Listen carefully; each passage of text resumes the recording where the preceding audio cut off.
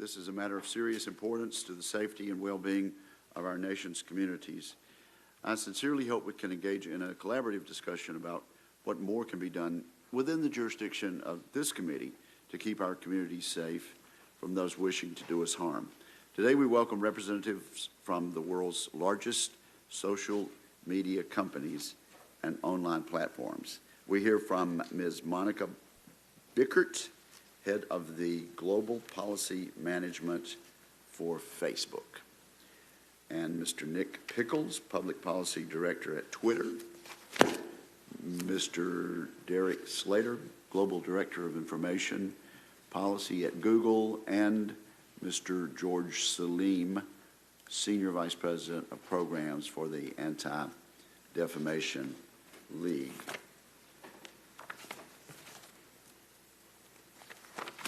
Over the past 2 decades, the United States has led the world in development of social media and other services that allow people to connect with one another. Open platform providers like Google, Twitter, and Facebook, and products like Instagram and YouTube have dramatically changed the way we communicate and have been used positively in providing spaces for like-minded groups to come together and in shedding light on despotic regimes and abuses of power throughout the world.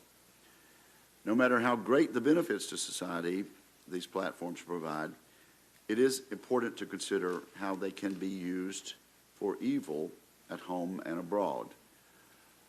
On August 3rd, 2019, 20 people were killed and more than 24 were injured in a mass shooting at an El Paso shopping center. Police have said that they are reasonably confident that the suspect posted a manifesto to a website called 8chan 27 minutes prior to the shooting. 8chan moderators removed the original post, though users continued sharing copies. Following the shooting, President Trump called on social media companies to work in partnership with local, state, and federal agencies to develop tools that can detect mass shooters before they strike. I certainly hope we talk about that challenge today. Sadly, the El Paso shooting is not the only recent example of mass violence with an online dimension. On March 15, 2019, 51 people were killed and 49 were injured in shootings at 2 mosques in Christchurch, New Zealand. The perpetrator filmed the attacks using a body camera and live streamed the footage to his Facebook followers, who began to reload the footage to Facebook and other sites.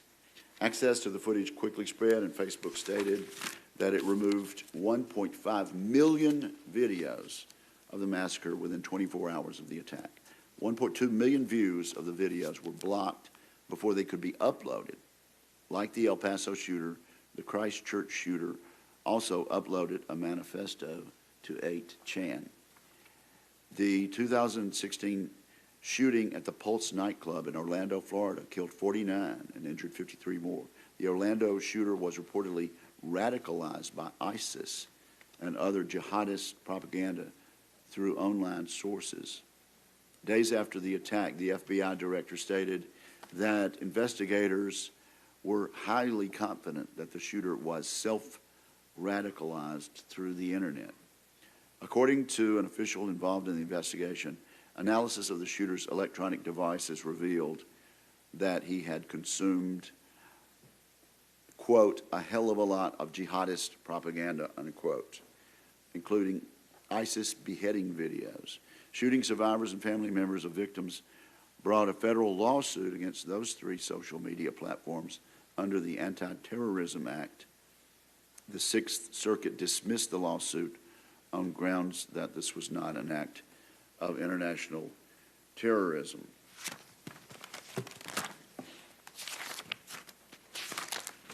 With over 3.2 billion internet users, this committee recognizes the challenge facing social media companies and online platforms.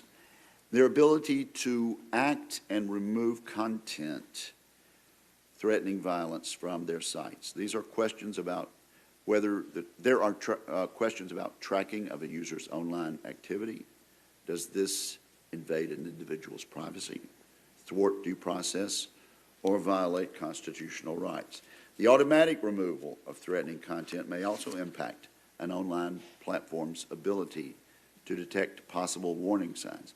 Indeed, the First Amendment offers strong protections against restricting certain speech. This undeniably adds to the complexity of our task.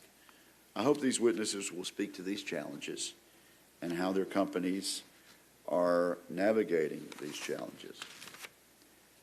In today's internet-connected society, misinformation, fake news, deep fakes, and viral online conspiracy theories have become the norm. This hearing is an opportunity for witnesses to discuss how their platforms go about identifying content and material that threatens violence and poses a real and potentially immediate danger to the public. I hope our witnesses will also discuss how their content moderation processes work.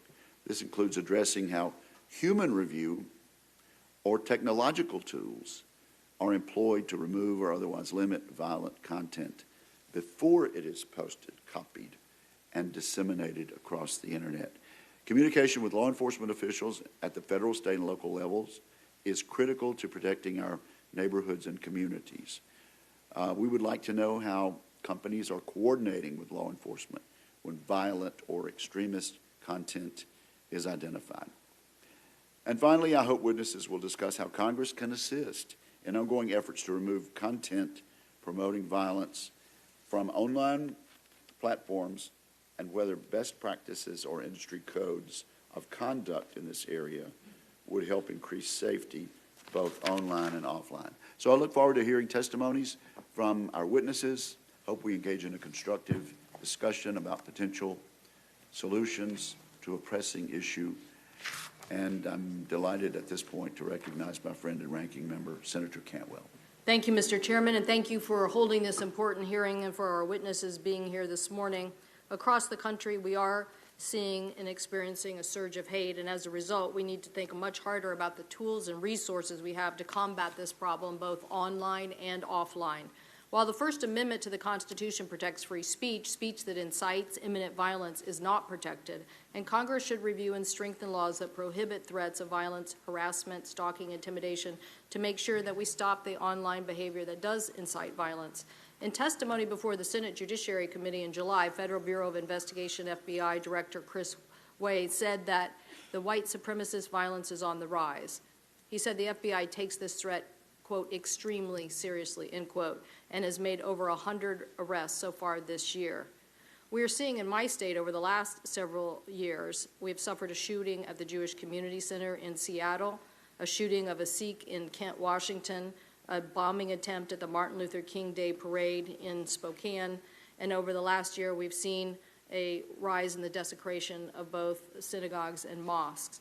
The rise in hate across the country has also led to multiple mass shootings, including the Tree of Life congregation in Pittsburgh, the Pulse nightclub in Orlando, and most recently, the Walmart in El Paso. Social media is used to amplify that hate, and the shooter at one high school in the Parkland posting said the image of himself and guns and knives on Instagram wrote social media posts prior to the attack on his fellow students. In El Paso, the killer published a white supremacist anti-immigration manifesto on 8chan and message board, and my colleague just mentioned the streaming of live content related to the Christ Church shooting, the horrific incidents that happened there. In Myanmar, the military engaged in a systematic campaign on Facebook using fake names and sham accounts to promote violence against Muslim Rohingya. These human lives were all cut short by deep hatred and extremism that we have seen has become more common. This is a particular problem on the dark web, where we see certain websites like 8chan and a host of 24/7, 365 hate rallies, adding technology tools to mainstream websites to stop the spread of these dark websites is a start, but there needs to be more, to be a comprehensive and coordinated effort to ensure that people are not directed into these cesspools. I believe calling on the Department of Justice to make sure that we are working across the board on an international basis with companies as well to fight this issue is an important thing to be done. We don't want to push people off of social media platforms only to then be on the dark web where we are finding less of them. We need to do more, the Department of Justice, to shut down these dark web sites, and social media companies need to work with us to make sure that we are doing this. I do want to mention just last week, as there's much discussion here in Washington about initiatives, the state of Washington has passed 3 gun initiatives by the vote of the people, closing background loopholes and also relating to private sales and extreme person laws, all voted on by a majority of people in our state, have successfully passed. So I do appreciate, just last week, representatives from various companies of all sizes in the tech industry sending the Senator a letter asking for passage of bills requiring extensive background checks. So very much appreciate that and your support of extreme person laws to keep the guns out of the hands of people who a court has determined are dangerous in the possession of that. So this morning we look forward to asking you about ways in which we can better fight these issues. I do want us to think about ways in which we can all work together to address these issues. I feel that working together, these are successful tools that we can deploy in trying to fight extremism that exists online. Thank you, Mr. Chairman, for the hearing. Thank you very, very much. And now we will hear oral testimony from our 4 witnesses, and we ask you, your entire statements will be submitted for the record without objection. We ask you to limit your comments at this point to 5 minutes. Ms. Bickert, you're recognized. Thank you for being here. Thank you, Chairman Wicker, Ranking Member Cantwell, and distinguished members of the committee. Thank you for the opportunity to be here today and to answer your questions and explain our efforts in these areas. My name is Monica Bickert, and I am Facebook's Vice President for Global Policy Management and Counterterrorism. I'm responsible for our rules around content on Facebook and our company's response to terrorists' would-be attempts to use our services. On behalf of everyone at Facebook, I'd like to begin by expressing my sympathy and solidarity with the victims, families, communities, and everybody affected by the recent terrible attacks across the country. In the face of such heinous acts, we remain committed to assisting law enforcement and standing with the community against hate and violence. We're thankful to be able to provide a way for those affected by this horrific violence to communicate with loved ones, organize events for people to gather and grieve, raise money to help support communities, and begin to heal. Our mission is to give people the power to connect with one another and to build community. But we know that people need to be safe in order to build that community. And that's why we have rules in place against harmful conduct, including hate speech and inciting violence.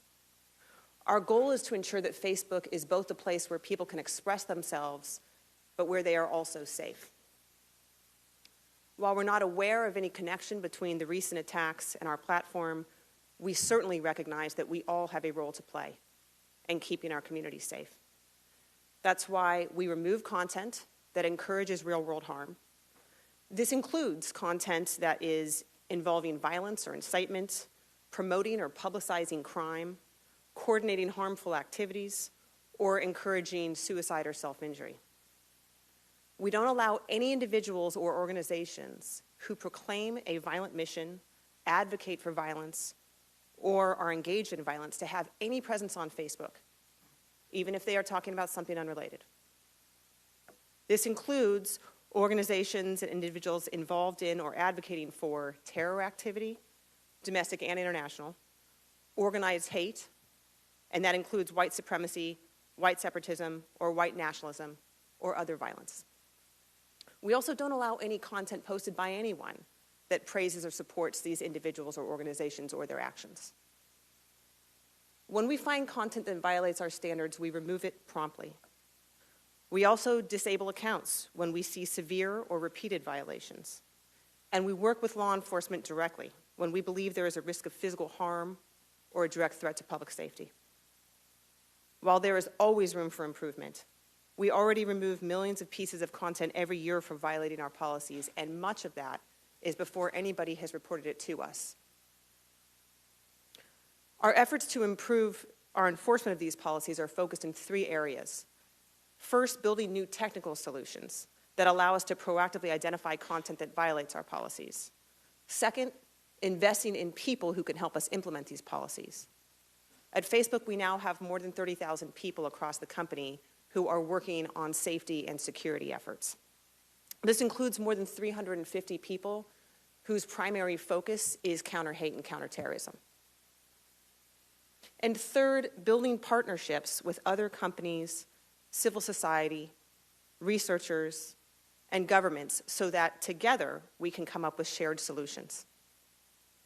We're proud of the work we've done thus far to make Facebook a hostile place for those engaged in or advocating for acts of violence, but the work will never be complete.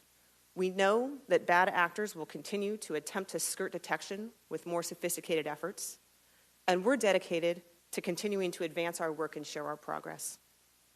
We look forward to working with the committee, regulators, others in the tech industry, and civil society to continue this progress. Again, I appreciate the opportunity to be here today, and I look forward to your questions. Thank you. Thank you very, very much. Mr. Pickles. Chairman Wicker, Ranking Member Cantwell, and members of the committee, thank you for the opportunity to appear today to discuss these important issues. Twitter has publicly committed to improving the collective health, openness, and civility of public conversation on our platform. Our policies are designed to keep people safe on Twitter, and they continuously evolve to reflect the realities of the world we operate in. We are working faster, and we're investing to remove content that distracts from a healthy conversation before it's reported, including terrorist and violent extremist content. Tackling terrorism, violent extremism, and preventing violent attacks requires a whole-of-society response, including from social media companies. Let me be clear. Twitter is incentivized to keep terrorist and violent content off our service, both from a business standpoint and under current legal frameworks.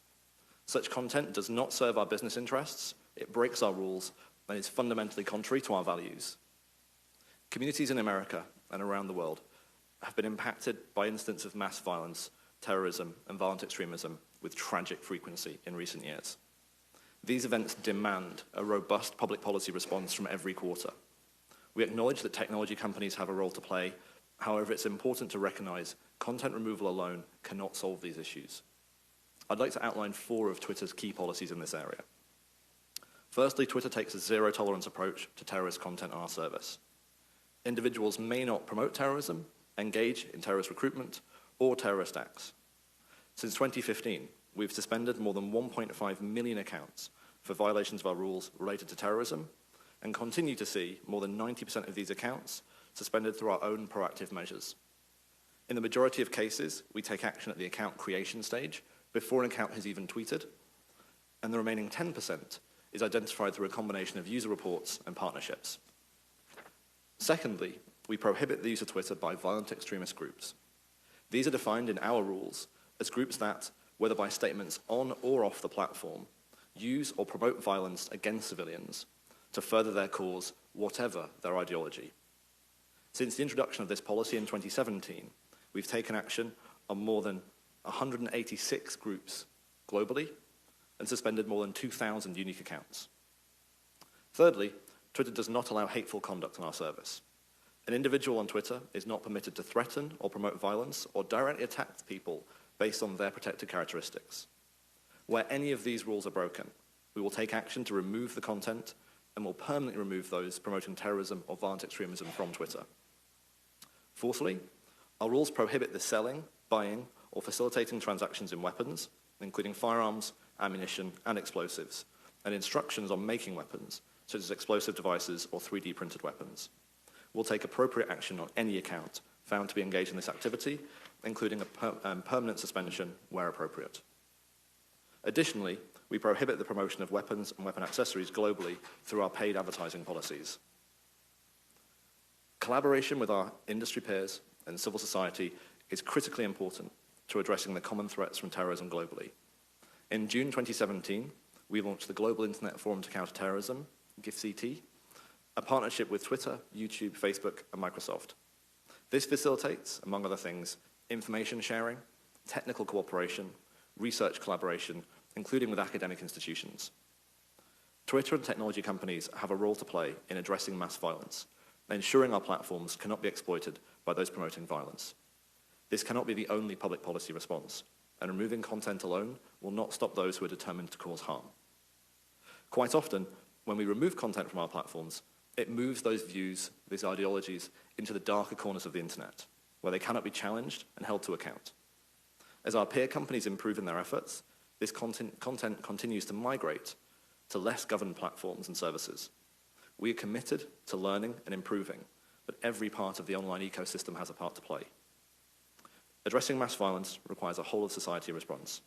We welcome the opportunity to continue to work with industry peers, government institutions, legislators, law enforcement, academics, and civil society to find the right solutions.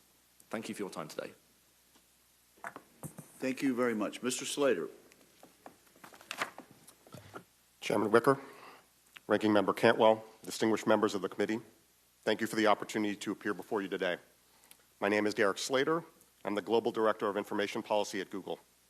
In that capacity, I lead a team that advises the company on public policy frameworks for dealing with online content, including hate speech, extremism, and terrorism. Before I begin, I would like to take a moment on behalf of everyone at Google to express our horror in learning of the tragic attacks in Texas, Ohio, and elsewhere, and to share our sincere condolences to the affected families, friends, and communities. While Google services were not involved in these recent incidents, we've engaged with the White House, Congress, and governments around the globe on steps we are taking to ensure that our platforms are not used to support hate speech or incite violence. In my testimony today, I will focus on 3 key areas where we are making progress to help protect people. First, how we work with governments and law enforcement. Second, our efforts to prohibit the promotion of products that cause damage, harm, or injury. And third, the enforcement of our policies around terrorism and hate speech. First, Google engages in ongoing dialogue with law enforcement agencies to understand the threat landscape and respond to threats that affect the safety of our users and the broader public. For example, when we have a good faith belief that there is a threat to life or serious bodily harm made on our platform in the United States, the Google Cybercrime Investigation Group will report it to the Northern California Regional Intelligence Center. In turn, that intelligence center quickly gets the report into the hands of officers to respond. The Cybercrime Investigation Group is on call 24/7 to make these reports. We are also deeply committed to working with government, the tech industry, and experts from civil society and academia. Since 2017, we've done this in particular through the Global Internet Forum to Counter Terrorism, of which YouTube is a founding company and was its first chair. Recently, GIFCT introduced joint content incident protocols for responding to emerging or active events. The GIFCT also released its first ever transparency report and a new counter-speech campaign toolkit. Second, we take the threat posed by gun violence in the United States very seriously, and our advertising policies have long prohibited the promotion of weapons, ammunition, and similar products that cause damage, harm, or injury. Similarly, we also prohibit the promotion of instructions for making guns, explosives, or other harmful products. We employ a number of proactive and reactive measures to ensure that our policies are appropriately enforced. We know that we must be vigilant on these issues and are constantly improving our enforcement procedures, including implementing enhancements to our automated systems and updating our incident management and manual review procedures. Third, on YouTube, we have rigorous policies and programs to defend against the use of our platform to spread hate or incite violence. Over the past 2 years, we have invested heavily in machines and people to quickly identify and remove content that violates our policies. This includes machine learning technology to effectively enforce our policies at scale, hiring over 10,000 people across Google tasked with detecting, reviewing, and removing content, an intel desk of experts that proactively looks for new trends, an improved escalation pathway for expert NGOs and governments to notify us of bad content in bulk through our Trusted Flagger program, and finally going beyond removals by actively creating programs to promote beneficial counterspeech, such as the Creators for Change program and Alphabet's Jigsaw Group's use of the redirect method. This broad, cross-sectional work has led to tangible results. Over 87% of the 9 million videos we removed in the second quarter of 2019 were first flagged by our automated systems. More than 80% of those auto-flagged videos were removed before they received a single view. And overall, videos that violate our policies generate a fraction of a % of the views on YouTube. Our efforts do not end there, as we are constantly evolving to new challenges and looking for ways to improve our policies. For example, YouTube recently further updated its hate speech policy. The updated policy specifically prohibits videos alleging that a group is superior in order to justify discrimination, segregation, or exclusion based on qualities like age, gender, race, caste, religion, sexual orientation, or veteran status. Though it can take months for us to ramp up enforcement of our new policies, we have already seen a 5x spike in removals and channel terminations on hate speech. In conclusion, we take the safety of our users very seriously and value our close and collaborative relationships with law enforcement and government agencies. We understand these are difficult issues of great interest to Congress and want to be responsible actors who are part of the solution. As these issues evolve, Google will continue to invest in the people and technology to meet the challenge. We look forward to continued collaboration with the committee as it examines these issues. Thank you for your time, and I look forward to taking your questions. Thank you very much. Mr. Salim, your group prefers to be known as ADL these days, is that correct?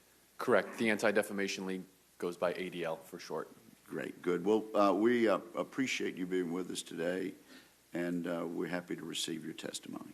Thank you, Mr. Chairman. Ranking Member Cantwell, thank you for the opportunity to be here with the distinguished members of this committee this morning. My name is George Salim, and I serve as the Senior Vice President for Programs at the ADL, or the Anti-Defamation League. And for decades, the ADL has fought against bigotry and anti-Semitism by exposing extremist groups and individuals who spread hate to incite violence. Today, the ADL is the foremost non-governmental authority on domestic terrorism, extremism, hate groups, and hate crimes. I have personally served in several roles in the government's national security apparatus, at the Department of Justice, the Department of Homeland Security, at the White House on the National Security Council, and now outside government on the front lines of combating anti-Semitism and all forms of bigotry at the ADL. In my testimony, I'd like to share with you some key findings, analysis, and urge this committee to take action to counter a severe national security threat, the threat of online white supremacist extremism that threatens our communities. The alleged El Paso shooter posted a manifesto to 8chan prior to the attack. He expressed support for the accused shooter in Christchurch, New Zealand, who also posted on 8chan. Before the massacre in Poway, California, the alleged shooter posted a link to his manifesto on 8chan, citing the terrorists in New Zealand and in the Pittsburgh Tree of Life attack. 3 killing sprees, 3 white supremacist manifestos. One targeted Muslims, another targeted Jews, and the third targeted Latinx and other immigrant communities. One thing these 3 killers had in common was 8chan, an online platform that has become the go-to for many bigots and extremists. Unfettered access to online platforms, both fringe and mainstream, has significantly driven the scale, speed, and effectiveness of these forms of extremist attacks. Our ADL research shows that domestic extremist violence is trending up, and that anti-Semitic hate is trending up. The FBI and DOJ data show similar trends. The online environment today amplifies hateful voices worldwide and facilitates the coordination, recruitment, and propaganda that fuels the extremism that terrorizes our communities, all of our communities. Whether through government, the private sector, or civil society, immediate action is paramount to prevent the next tragedy that could take innocent lives. ADL has worked with the platforms represented on this table to try to address that hate and its rampant nature online. We have been part of the conversations to improve the terms of service, content moderation programs, and better support for those individuals experiencing hate and harassment on those platforms. We appreciate this work greatly, but much more needs to be done. ADL has called on these companies at this hearing, as well as many others, to be far more transparent about the prevalence and nature of hate on their platforms. We need meaningful transparency to give actionable information to policymakers and stakeholders. But the growth of hate and extremist violence will not be solved by addressing these issues online alone. We urge this committee to take immediate action. First, our nation's leaders must clearly and forcefully call out bigotry in all its forms at every opportunity. Our nation's law enforcement leadership must make enforcing hate crimes laws a top priority. Our communities need this Congress's immediate action on a range of ways, notably to codify federal offices to address domestic terrorism and extremism and create transparent and comprehensive reporting, such as that required in the Domestic Terrorism Prevention Act and similar measures in the Domestic Terrorism Data Act. Our federal legal system currently lacks the means to prosecute a white supremacist terrorist as a terrorist. Congress should explore whether it is possible to craft a rights-protecting domestic terrorism statute. Any statute that Congress should consider would need to include specific, careful congressional and civil liberties oversight to ensure the spirit of such protections is faithfully executed. In addition, the State Department should examine whether certain foreign white supremacist groups meet the criteria for designation of FTO or foreign terrorist organizations. For technology and social media companies, we look forward to companies expanding their terms of service and exploring accountability and governance challenges, aspiring to greater transparency and how you address these issues, and partnering with civil society groups to help in all of these efforts. ADL stands ready, both with the government and the private sector, to better address all forms and threats online. This is an all-hands-on-deck moment to protect all of our communities. I look forward to your questions, Mr. Chairman, Ranking Member, and other distinguished members of this committee. Thank you. Thank you, Mr. Salim. To Ms. Bickert, Mr. Pickles, and Mr. Slater, on your platforms, how do you define violent content? How do you define extreme content, Ms. Bickert? Thank you, Mr. Chairman. We will remove any content that celebrates a violent act, and this is a serious physical injury or death of another person. We also will remove any organization that has proclaimed a violent mission or is engaged in acts of violence.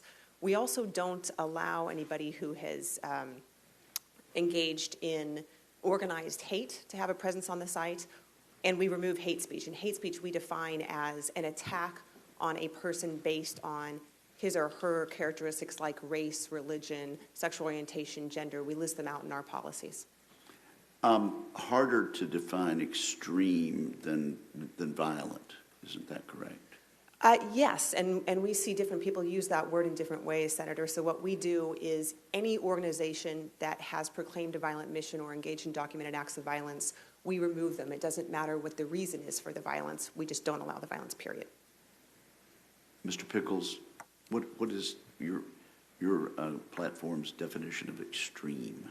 So we, similarly to Facebook, agree that the word extremism itself is very subjective, and in some contexts can be a positive thing. People be extremely active on an issue, and in itself isn't a bad thing. So we have a three-stage test that defines violent extremist groups, and that test is that we identify through their stated purpose, publications, or actions as extremist, then engage in violence, so they actually may currently be involved in violence presently, or they promote violence as a means to further their cause, and they target civilians. So we've got that three-stage test of both the ideology and the violence, because we believe that framing allows us to protect speech and to protect debate, but also remove violent extremists from our platform. We then have a broader framework that prohibits, for example, threats of violence, call for harm, wish of harm against people that's much broader, and again, not dependent on ideology. Mr. Slater, can you add any nuances to what has Thank you, been Chairman. said? Broadly similar in that we ban designated foreign terrorist organizations from using our platform, as well as incitement to violence, glorification of violence, encouragement to violence, and, of course, hate speech. So broadly, similar lines. Now, Mr. Salim has suggested that your three platforms need to be more transparent. What do you say to that, Mr. Slater? Thank you, Chairman. And I think transparency is a bedrock of the work we do, particularly around online content. I try and help people understand both what the rules are and how we are enforcing them. It's something we need to continue to get better at. Look forward to working with this committee and Mr. Salim and others on that. We have, in the last year on YouTube, provided our YouTube Community Guidelines Enforcement Report, where you can go and see how many videos we removed in a quarter, for what reasons, which were flagged by machines versus users, and we break that down by violent extremism, hate speech, child safety, and other issues. So I think this is a really key issue, and we look forward to continuing to improve. Mr. Salim, before I ask Ms. Bickert and Mr. Pickles to respond, perhaps you could help them understand how you frankly don't believe they're quite transparent enough at this point. Mr. Chairman, thank you for your question. To be clear, the point I'm making on transparency is to make sure that there are more clearly delineated categories between the point that Mr. Slater was making in terms of what the machines or the algorithms use to remove certain types of content or stop it from going up in the first place, and what users on any of these platforms go on to say, like, we think this is a violation of the terms of service. There is degrees of inconsistencies across these platforms that are at the table as well as others, and so to get a holistic picture of what a certain issue may be, while individuals may flag versus what some algorithms pull down, there are different consistencies in that. And so when we're asking for transparency, we're really looking for a much more balanced approach in that across all the platforms. Mr. Pickles, is he touching on something that has a point? Yeah, absolutely. I think the balance between, particularly for companies who are investing in technology, understanding what came down because a person saw it and reported it versus did the content come down because technology found it, is very important.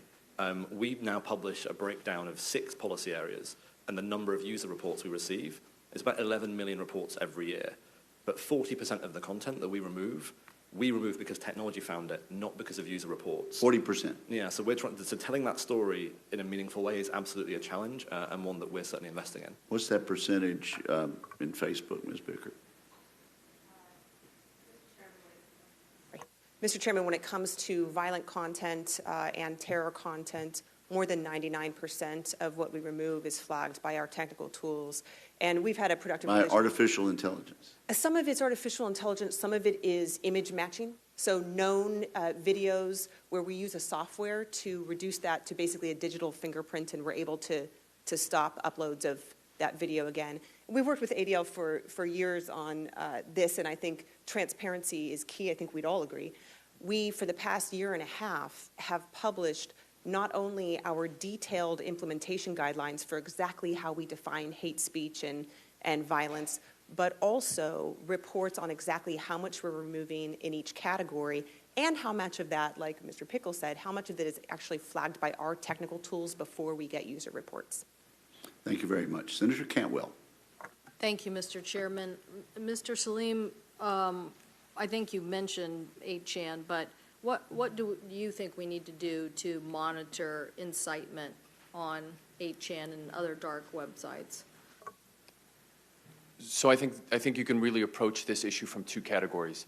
There are a number of increased measures, some of which I noted in my written statement submitted to this committee, that these companies as well as others can take to create a greater degree of transparency and standards so that we can have a really accurate measure of the types of hatred and bigotry that exists in the online environment writ large.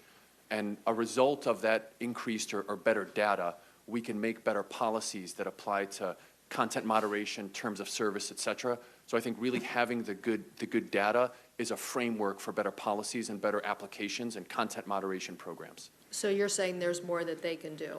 I think social media companies, there's more they can do? Yes, ma'am, there's much more that can be done. I look in your statement about you include auditing and, third-party evaluation, so for that transparency as well as, responsibility. But as I mentioned in my opening statement, you don't want to basically then drive all of this to a dark web that we have less access to. I'm going to get to them and ask them a question, but what more do you think we should be doing together to address the hate that is taking place on these darker websites too? So a number of measures. I mean, the first is having our public policy be starting from a place where we're victim focused. We know that whether it's Pittsburgh, Poway, El Paso, or any of the number of cities that other panelists and members of this committee have mentioned in their statements, we need to start to make measures that combat extremism or domestic terrorism be from preventing other such horrific tragedies. And in order to do that, we really need to start from a place that prevents and has a better accounting of hate crimes, bias-motivated crimes, hate-related incidents, et cetera. And when we start from that place, I think we can make better policy and better programs at the federal government and state and local, and also in the private industry levels as well. Well, one of the reasons I'm definitely going to be, calling on Department of Justice to ask what more we can do in this coordination is several years ago, Interpol, Microsoft, others worked on trying to address on an international basis child pornography to better skill law enforcement at policing crime scenes online. And I would assume that the representatives today would be supportive, maybe helpful, maybe even financially helpful in trying to address these crimes as they exist today as hate crimes on the dark side of the web. Do I have any responses from our tech companies here? Thank you, Senator Cantwell. This is something that across the industry we've been working on for the past few years in a manner very similar to how the industry came together against child exploitation online. We launched the global GIFCT, the Global Internet Forum to Counter Terrorism, which both of my colleagues referred to, as a way of getting industry to create sort of a no-go zone for this terrorist and violent content. As part of that, we train hundreds of smaller companies on best practices, and we make technology available to them. The reality is, for the bigger companies, we often are able to build technical tools that will stop videos at the time of upload. It's much harder for smaller companies, which is why we provide technology to them. We now have 14 companies that are involved in a hash-sharing consortium so that we can help even these small companies stop terrorist content at the time of upload. Well, I appreciate and agree with Mr. Saleem. There is more that you can do on your own sites. But setting that aside for a minute, what do you think we should do about 8chan and the dark websites? What do you all think we should do? I can tell you what we do on Facebook, Senator, which is we ban any link that connects to 8chan poll where these manifestos have appeared. So those manifestos with the El Paso shooting, with Poway, were not available through Facebook. I'm saying, what more do you think in government and law enforcement working together, besides what you do to address this? Anybody else, Mr. Pickles? Or? Well, I think to follow up on Mr. Saleem's point, I think certainly if there's criminal activity happening on these platforms, then a law enforcement response is primary. As I say, the tools we have in our toolbox are related to content. If people are promoting violence against individuals and are committing criminal offences, a law enforcement intervention at that point is something I think should be looked at. And I think if we can strengthen, as industry, our cooperation with law enforcement, we can make sure that the information sharing is as strong as it needs to be to support those interventions. So you think we need more law enforcement resources addressing this issue? I think it's a question of both resources, and I think, again, to follow Mr. Saleem's point, there was a paper from George Washington University last week looking at the statutory framework around some of these spaces, and if there are opportunities to strengthen them in many of the areas Mr. Saleem mentioned, again, I think that's a worthwhile public policy conversation to have. Well, I definitely believe you need more law enforcement resources on this issue. When I look at what progress we made with Interpol and the tech industry fighting on other issues, I think this is something, and I hear that from Mr. Saleem, more resources. So thank you all very much, Mr. Chairman. Thank you, Senator Cantwell. Senator Fisher. Thank you, Mr. Chairman. In June, Senator Thune held a subcommittee hearing on persuasive design. And as we discussed, Facebook, Twitter, and YouTube are engineered to track, capture, and to keep our attention, whether it's through predictions of the next video to keep us watching or what content to push to the top of our news feeds. I think we have to realize that when social media platforms fail to block extremist content online, this content doesn't just slip through the cracks. It's amplified, and it's amplified to a wider audience. And we saw those effects during the Christchurch shooting. The New Zealand terrorist Facebook Live broadcast was up for an hour. That was confirmed by the Wall Street Journal before it was removed, and it gained thousands of views during that time frame. Ms. Bickert, how do you concentrate on the increased risk from how your algorithms boost content while gaps still exist in getting dangerous content off the platform? You touched on that a little bit in your response to Senator Wickert, but how are you targeting solutions to address that specific tension that we see? Senator, thank you for the question. It's a real area of focus. And there are three things that we're doing. Probably the most significant is technological improvements, which I'll come back to in a second. Second is making sure that we are staffed to very quickly review reports that come in. So the Christchurch video, once that was reported to us by law enforcement, we were able to remove it within minutes. That response time is critical to stopping the virality you've mentioned.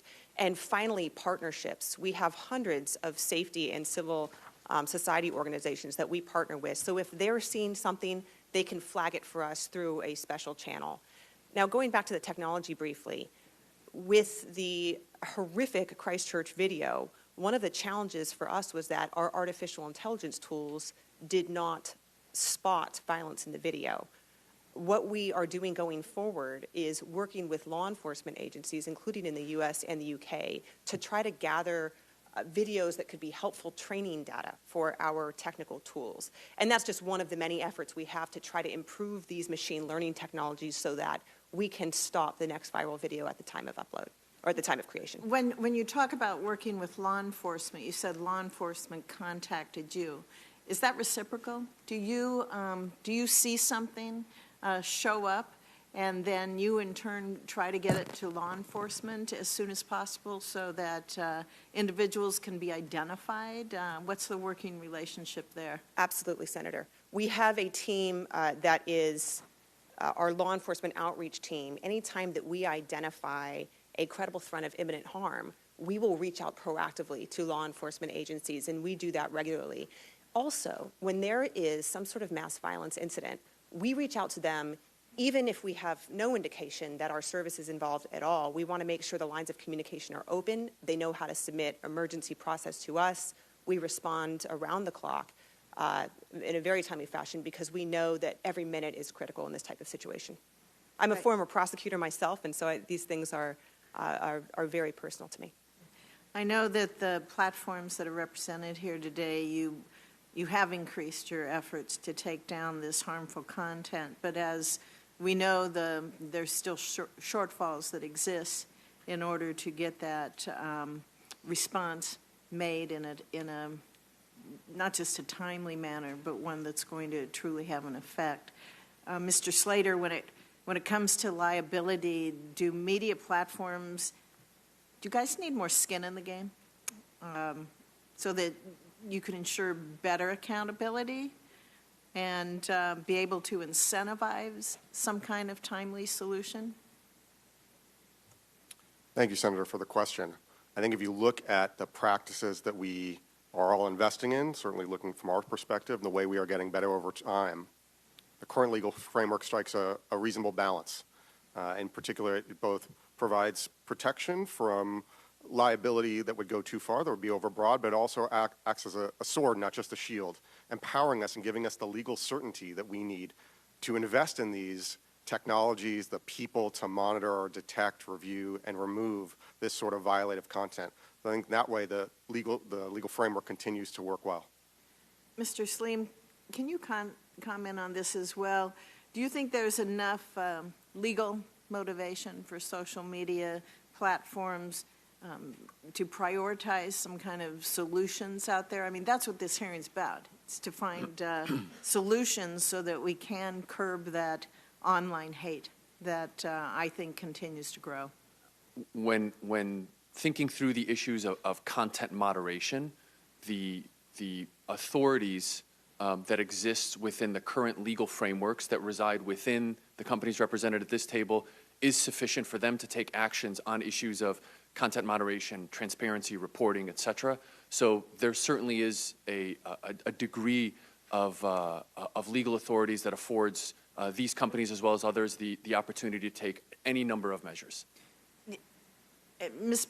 Bickert, in your testimony, you say that Facebook Live will ban a user for 30 days for a first-time violation of its platform policies. Is that enough? Can users be banned permanently? Would that be something to look at? Senator, thank you for the question. One serious violation will lead to a temporary removal of the ability to use live. However, if we see repeated serious violations, we simply take that person's accounts away.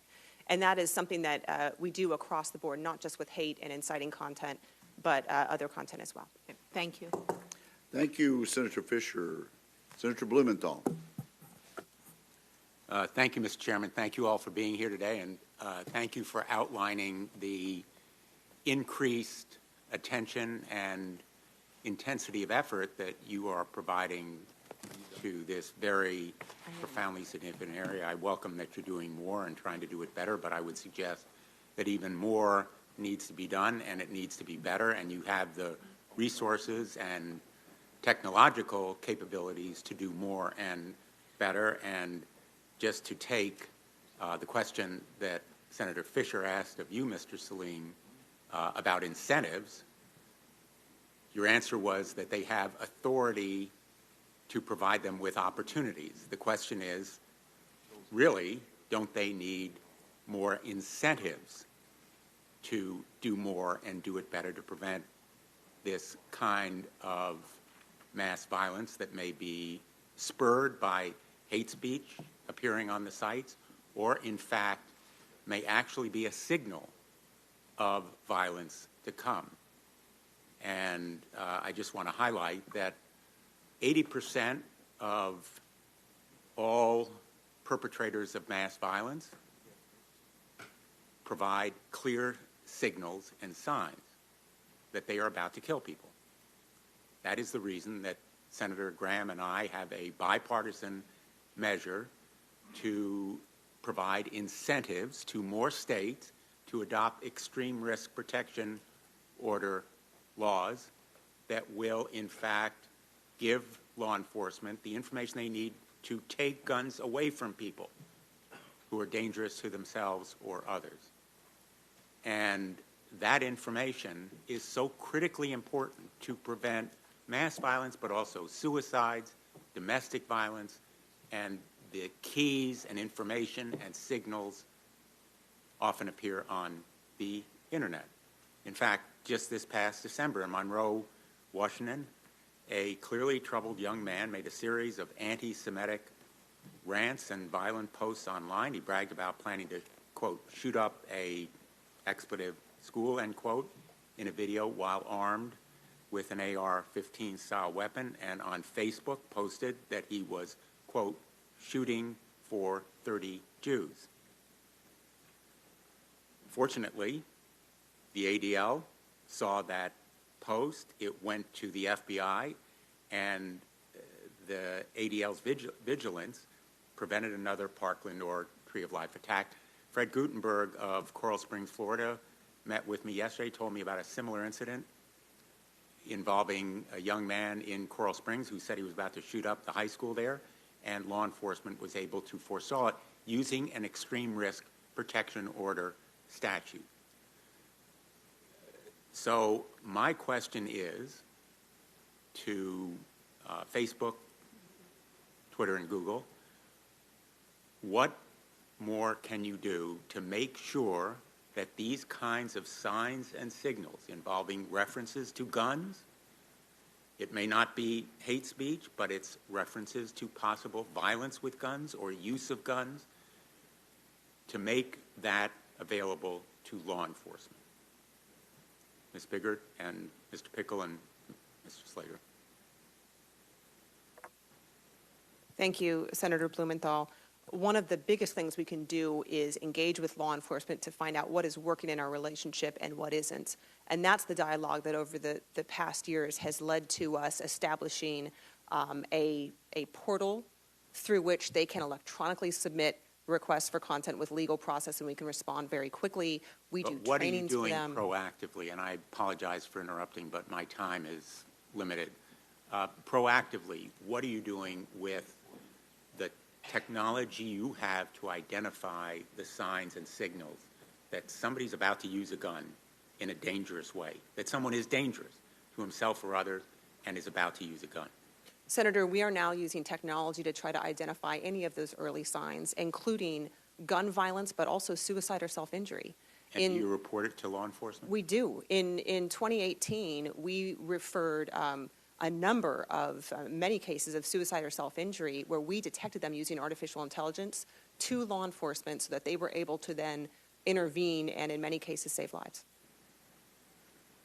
We have a very similar approach where we have a credible threat that someone is at risk, either to others or themselves. We work with the FBI to ensure they have the information they need. Mr. Slater? Thank you, Senator. Similarly, when we have a good faith belief of a credible threat, then we will proactively refer to the Northern California Regional Intelligence Center, who will then fan that out to the right authorities. Because my time has expired, I'm going to ask each of you, if you would please, to give me more details in writing as a follow-up for how you use, what identification signs you use, what kind of technology, and how you think it can be improved, assuming that the Congress approves, as I hope it will, the emergency risk protection order statute to provide incentives more than just the 18 states that have them now, but others to do the same. Thank you. Thank you, Senator Blumenthal. Senator Thune. Thank you, Mr. Chairman, and thank all of you for being here today. Your participation in this hearing is appreciated as this committee continues its oversight of the difficult task each of your companies face, preserving an openness on your platforms while seeking to responsibly manage and thwart the actions of those who use your services to spread extremist and violent content. Last Congress, when we held a hearing looking at terrorist recruitment and propaganda online, we discussed the cross-sharing of information between Facebook, Microsoft, Twitter, and YouTube, which allowed each of those companies to identify potential extremism faster and more efficiently. So I would just direct this question and ask how effective has that shared database of hashes been? Senator Thune, thank you for the question. Through the shared database, we now have more than 200,000 distinct hashes of terror propaganda. And that has allowed, I can speak for Facebook only, but that has allowed us at Facebook to remove a lot more than we otherwise would have been able to do. I would just add, since that hearing, actually, I think the reassuring thing is that we don't just share hashes now. We've grown that partnership, so we share URLs.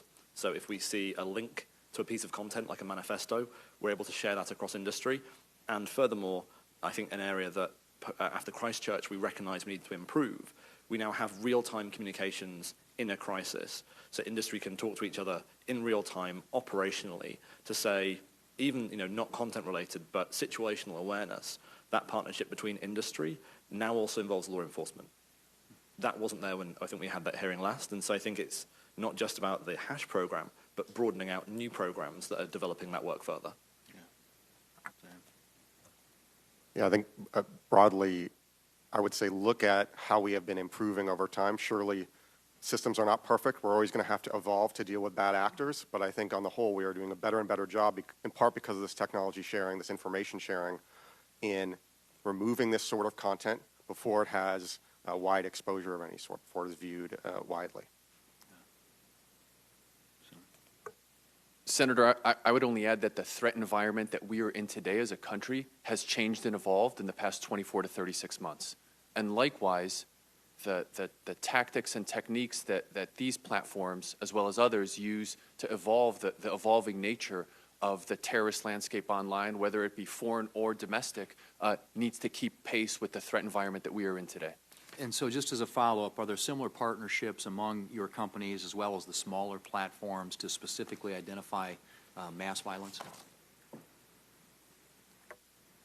Senator, one of the things that we've done over time is expand the mandate of the Global Internet Forum to Counter Terrorism. So we relatively recently expanded to include mass violent incidents, and we are now sharing, both through our crisis incident protocol and our hash sharing, we are sharing a broader variety of violent incidents. Okay. Mr. Slater, YouTube's, I should say, automated recommendation system has come under criticism for potentially steering users toward increasingly violent content. And earlier this year, I led a subcommittee hearing examining the use of persuasive technologies on Internet platforms, algorithm transparency, and algorithmic content selection. I asked the witness that Google provided at that time for that hearing several specific questions for the record about YouTube that were not thoroughly answered. And I would just say that providing complete answers to questions members submit for the record is essential as we look to work together as partners to combat many of the issues discussed here today. So I'd like your commitment to provide thorough responses to any questions you might get for the record. Do I have that? Certainly, Senator, to the best of our ability. Okay. Additionally, I'd like to just explore the nexus between persuasive technologies and today's topic. Specifically, what percentage of YouTube video views are the result of YouTube automatically suggesting or playing another video after the user finishes watching a video? Senator, I don't have a specific statistic there, but I can say the purpose of our Watch Next, our recommendation system, is to show people videos that they may like that are similar to what they've watched before. At the same time, we do recognize this concern about recommendations for borderline content, that is content that maybe isn't removed but brushes right up against those lines. And we have introduced changes this year to reduce recommendations for those sorts of borderline videos. Okay. Well, if you could get the number, I assume you have that somewhere, that's got to be available and furnish it for the record. But so the question again is to ask you specifically, what is YouTube doing to address the risk that some of these features, which you, as you note, are pointing a user in the direction of increasingly violent content? Yes, that change we made in January to reduce recommendations has been key. It's still early days, but it's working well. We have reduced the views from those recommendations for that borderline content by 50% just since January. As those systems get better, we hope that will improve, and happy to discuss it further. Yeah. Thank you. Thank you, Mr. Chairman. Thank you, Senator Thune. Based on presence at the gavel, we next have Senator Blackburn, followed by Senator Scott. Senator Blackburn. Thank you, Mr. Chairman, and I want to thank each of you for being here this morning and for talking with us. This committee has looked at this issue on the algorithms and their utilization for some time, and we're going to continue to do this. Looking at content and the extremist content that is online is certainly important. We know there are a host of solutions that are out there, and we need to come to an agreement and an understanding of how you're going to use these technologies to really protect our citizens. And social media companies are, in a sense, open public forums. And they should be, where people can interact with one another. And part of your responsibility in this vein is to have an objective cop on the beat and be able to see what is happening because you're looking at it in real time. But what has unfortunately happened many times is you don't get an objective view, you don't get a consistent view, you get a subjective view. And this is problematic, and it leads to confusion by the public that is using the virtual space for entertainment, for their transactional life, for obtaining their news. So indeed, as we look at this issue, we are looking for you to approach it in a consistent and objective manner, and we welcome the opportunity to visit with you today. Ms. Bickert, I've got a couple of things that I wanted to talk with you about. We've all heard about these third-party facilities where contractors are working long hours and they're looking at grotesque and violent images, and they're doing this day in and day out. So talk a little bit about how you transition from that to using modern technologies, what Facebook is going to do in order to capture this, to extract it, and to minimize harm. You've talked about you've got 30,000 employees that are working on safety and security, and then there are third-party entities that are working on this. So let's talk about that impact on the individuals and then talk about the use of technologies to speed up this process and to make it more consistent and accurate. Thank you for the question, Senator. Making sure that we're enforcing our policies is a priority for us. making sure that our content reviewers are healthy and safe in their jobs is paramount. And so one of the things that we do is we make sure that we are using technology to make their jobs easier and to limit the amount of content, types of content that they have to see. And I'll give you a couple examples. With child exploitation videos, with graphic violence, with terror propaganda, we are now able to use technology to review a lot of that content so that people don't have to. And in situations Okay, where now, we can... let me ask you this. Sorry to interrupt, Sure. but we need to move forward. Your 30,000 reviewers, are they all located in Palo Alto, or are they scattered around the country or around the globe? No, Senator. We have 30,000 people working in safety and security. Some of them are engineers or lawyers. The content reviewers, we have more than 15,000. They are Okay. based around the world. Okay. All Yes. right, great. Thank you. I'm sorry. Go ahead. No. For any of them, not only are we using technology, and there are ways that we're using, even where we cannot make a decision on the content using technology alone, there are things we can do like removing the volume or separating a video into still frames that can make the experience better for the reviewer. Okay, now let me ask you about this. Mark Zuckerberg, in a Washington Post op-ed, had called for us to regulate, to define lawful but awful speech.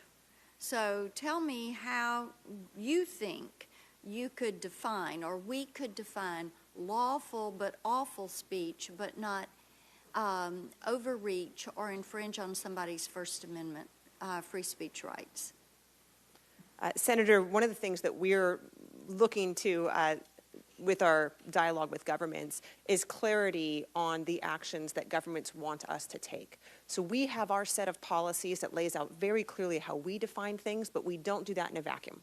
We do that with a lot of input from civil society organizations and academics around the world, but we also like to hear the views from government so we can make sure we are mindful of all of the different safety perspectives. Well, ours are constitutionally based. I am out of time.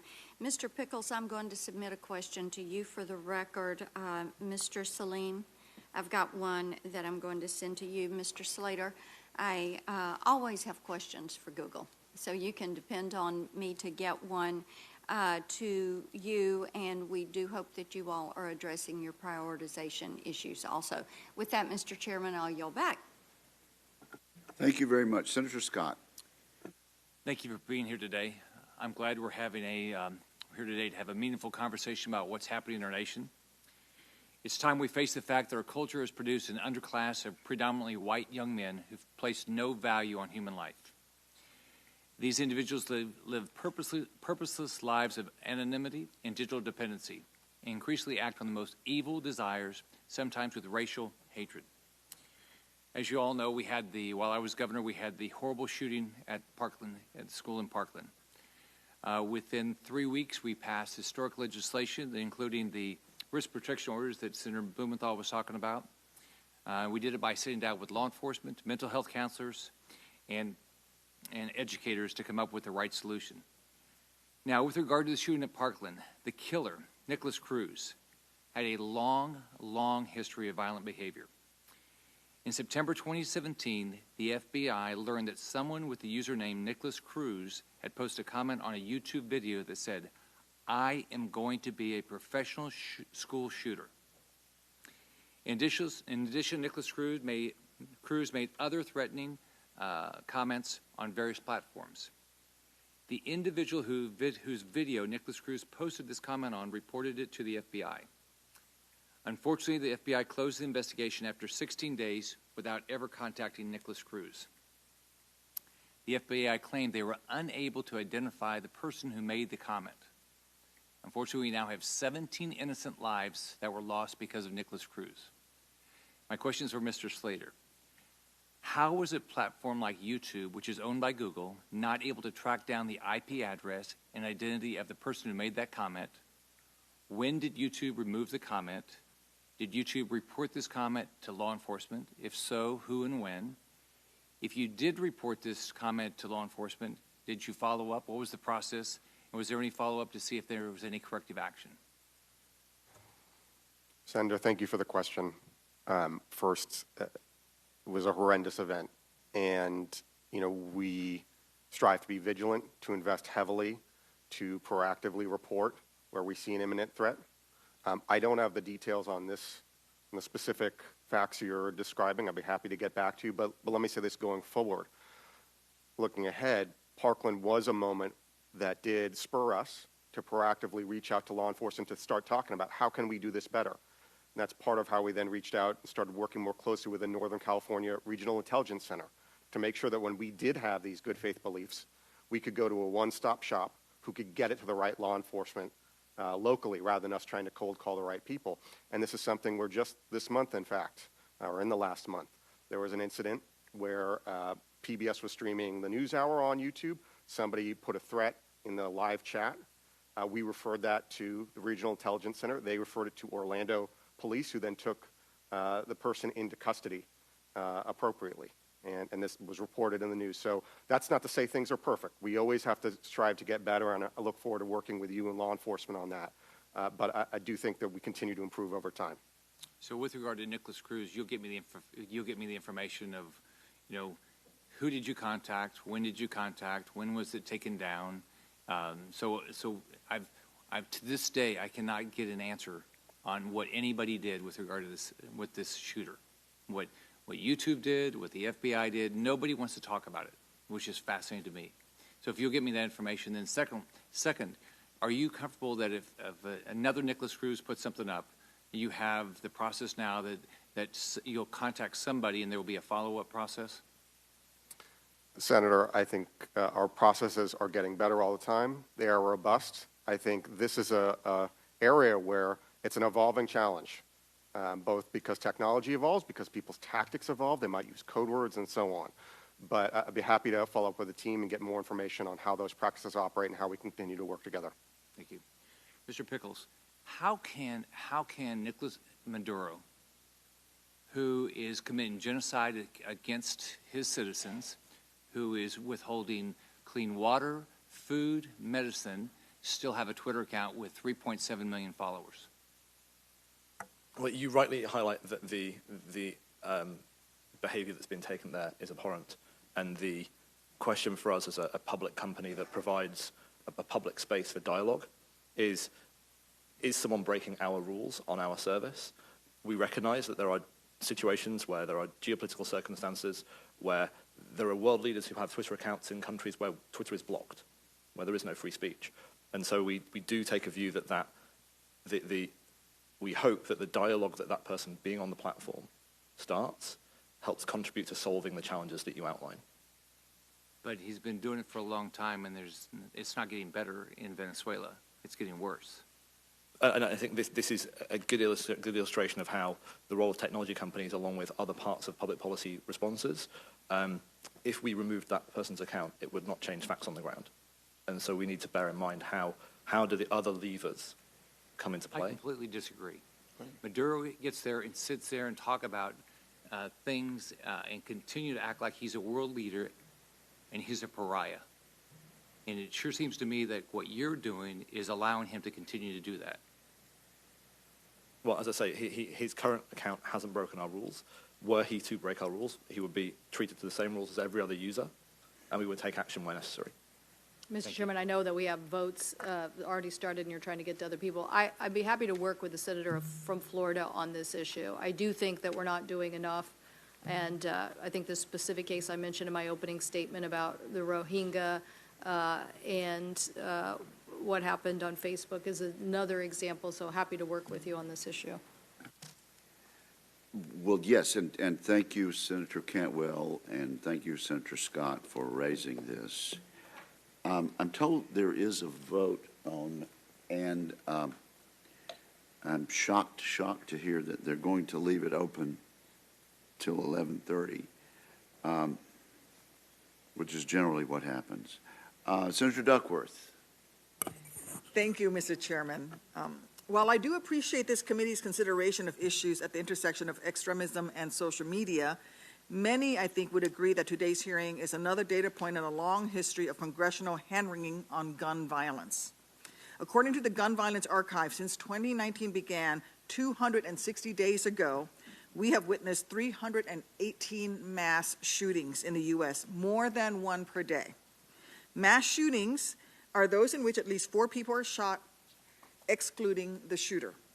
After 20 children, 6 adults, and the shooter lost their lives at Sandy Hook Elementary School in 2012, many elected officials, including myself, declared an end to congressional inaction.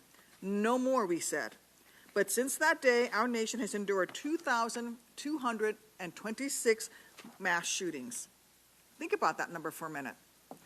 But here, we are not focused on ways to stop gun violence, but rather the scourge of social media. I'm not going to say that there's no connection, but every other country on the planet has social media, video games, online harassment, hate groups, crime, and mental health issues. But they don't have mass shootings like we do. Nothing highlights the absurdity of Congress's inability to solve the gun violence crisis than seeing 318 mass shootings in 260 days and then holding a hearing on extremism in social media. Ms. Bickert and Mr. Pickles, this is a chart from the Digital Marketing Institute that, according to their website, highlights the average number of hours that social media users spend on platforms like Facebook and Twitter. As you will see, the United States and the U.S., our users are relatively middle of the pack when it comes to time spent online. My question to you both is this: do you agree that Americans' use of social media is not especially unique on a per capita basis? In other words, are you aware of specific trends on your platforms to explain the amount of gun violence in the United States? Senator Duckworth, and this won't come out of your time, do sort of explain to us, because some of us can't see the detail. Sure. This is how much time, average number of hours that social media users spend using social media each day via any device. And the arrow points It's to the United States. The highest is the Philippines, the lowest is Japan. The U.S. is right in the middle. So American users, and look, I've got a 4.5-year-old, and I have an 18-month-old when I get home says, iPhone, iPhone, and she's on it. She knows how to select YouTube Kids on my phone, and she knows how to go right to what she wants to watch. Okay. So I'm just as concerned. But the United States, in terms of social media usage, would you both agree, is somewhere in the middle of the pack compared to the rest of the world? Yes, Senator, according to the study, which I'm not more familiar with, yes. In other words, are you aware, either one of you aware of specific trends on your platforms to explain the amount of gun violence in the United States? No, I think your study reflects our view. About 80% of our users are outside the United States, and so I think your image speaks for itself. Thank you. Mr. Salim, you brought up the role that video games can play in online hate and harassment. I agree with you that any dissemination of hate must be addressed regardless of the platform used. But if a meaningful connection between video games and gun violence exists, you'd think that the widespread use of video games in Japan and South Korea would reflect that connection, correct? If you look at this chart, I think there's something to be said for the availability of guns in the U.S. If you look, in the amount of time that the folks in Japan and South Korea spend on video games is far greater than anywhere else. We're third, and yet if you look at the instance of gun violence and gun deaths per every 100,000 people in 2017, here's the U.S. But we're not the biggest users of video games. Would this be accurate? Senator, thank you for your question. I have not read this specific study, but I do have one data point, if I may, to just share with you for just a moment. According to an ADL report looking at extremist-related murders and homicides over the past decade, our research shows that 73% of extremist-related murders and homicides were in fact committed with firearms. So to the extent that you're making the point that extremists with weapons result in violence and homicide, we have the data that backs that point up. Thank you. As we're reminded daily, the world is full of individuals who use social media platforms to disparage others, cast false equivalencies, and question facts. Some will use the anonymity of online platforms to spread hate, but our use of social media, video games, and other variables does little to explain the 2,226 mass shootings since Sandy Hook. The internet has emboldened and empowered hate by allowing individuals to develop online communities and share their warped ideas. But it is our weak gun laws here in the U.S. that allows that hate to become lethal. There's a clear and undeniable connection between the number of guns in the United States and the number of gun deaths in our community. Look at this platform. This is the number of guns per 100 people, and this is the number of gun-related deaths per 100,000 people. We are up here. Here's the rest of the world, some of whom use more social media than we do, some of whom actually engage in more video games than we do.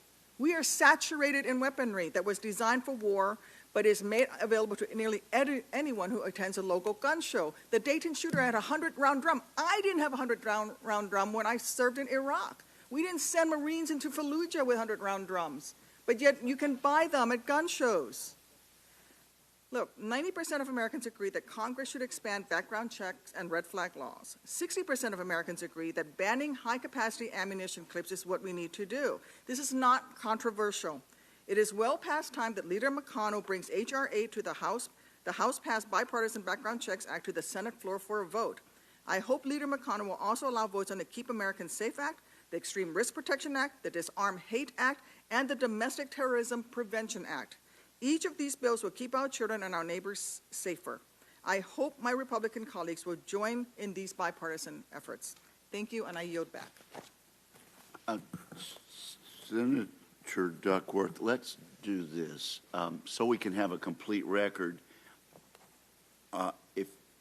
If you would reduce those 3 posters to a size that we can copy, and they'll be admitted in the record at this point in the hearing without objection. Thank you very much, So Mr. Chairman. ordered. It's generous of you. Senator Young. Thank you, Mr. Chairman. I want to thank all of our panelists for being here today. I really do appreciate your testimony and your answering our questions. Look, we all need to collaborate in curbing online extremism, which I understand to be one of multiple causes that we could cite as we all think about the issue of mass casualty events and extremist events more generally. The nation's wrestling with mass violence, extremism, and issues of responsibility, digital responsibility for some of these events. In fact, in my home state of Indiana, Hoosiers in Crown Point, Indiana, recently experienced firsthand how a person can become radicalized over the internet, something I know that many of your companies has studied and are working on. In 2016, a Crown Point man was arrested and convicted for planning a terrorist attack after becoming radicalized by ISIS over the internet. Thankfully, the FBI and the Indianapolis Joint Terrorism Task Force intervened before any violent attack occurred. However, that isn't always the case, as we know, and we've seen this across the country. And that's why it's critically important that we have this hearing, that we continue to work together collaboratively, knowing that your products and platforms provide incredible value to consumers, and they obviously weren't intended for this purpose. So it's our responsibility in Congress. It is definitely your responsibility as business people to make sure that we monitor how the great value that you provide can be used in an illicit, improper, dangerous, and nefarious manner. In 1 minute or less, because I have 3 minutes left, I would request that the representatives from Google and Facebook and Twitter tell us why Americans should be confident that each of your companies is taking this issue seriously, and why Americans should be optimistic about your efforts going forward. 1 minute each? Indeed. Yes. Google. Thank you, Senator. I would start by pointing to YouTube's Community Guidelines Enforcement Report, which details every quarter videos we've removed, the reasons why, and indeed how much is being flagged first by machines. Dealing with this issue, removing violative content, is a combination of technology and people. Technology can get better and better at identifying patterns. People can help deal with the right nuances. And we've seen over time that the technology is getting better and better at taking down the content faster and before people have viewed it. So as I said at the outset, of the 9 million videos that we removed in the second quarter of this year, 87% of those were first flagged by our machines, and 80% of those were removed before a single view. When we talk about violent extremism, it's generally better in terms of removal before wide viewing. So, we are already seeing advancements in machine learning, not just in this area, but across the industry broadly. And the thing about machine learning, as it is fed more data, as it learns from mistakes, as we say, oh, you got it wrong here, those systems will get better. And so why one should be optimistic is that those systems ideally will continue to get better. Will they be perfect? No, bad actors will continue to evolve. But I do think there is reason for optimism, and I think there's reason for optimism based on the collaboration between all of us today. Thank you. Facebook. Thank you, Senator. The first thing I'll say is Facebook won't work as a service if it is not a safe place. And this is something that we are keenly aware of every day. If we want people to come together to build this community, they have to know they're safe. And so the incentives are there for us to make sure we are doing our part. One of the things that we have on our team of more than 350 people who are primarily dedicated in their jobs to countering terrorism and hate is expertise. So, I lead this team. My background is with more than a decade as a federal criminal prosecutor. Safety and security are personal to me. But the people that I've hired onto this team have backgrounds in law enforcement, in academia, studying terrorism and radicalization. This is something that people come to work on at Facebook because this is what they care about. They're not assigned to work on it while they're at Facebook. This is bringing in expertise, and I want to make that very clear. And then finally, similar to my colleagues here, we have taken steps to make what we're doing very transparent.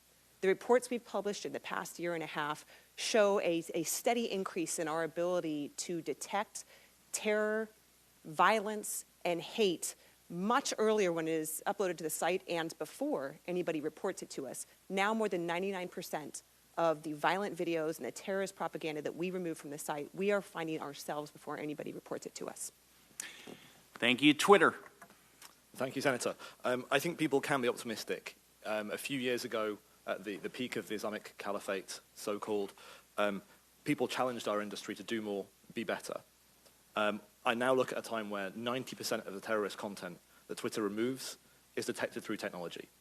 I look at independent academics like Professor Moira Conway, who talk about the IS community being decimated on Twitter. I look at the collaboration that we have between our companies, which didn't exist when I joined Twitter 5.5 years ago.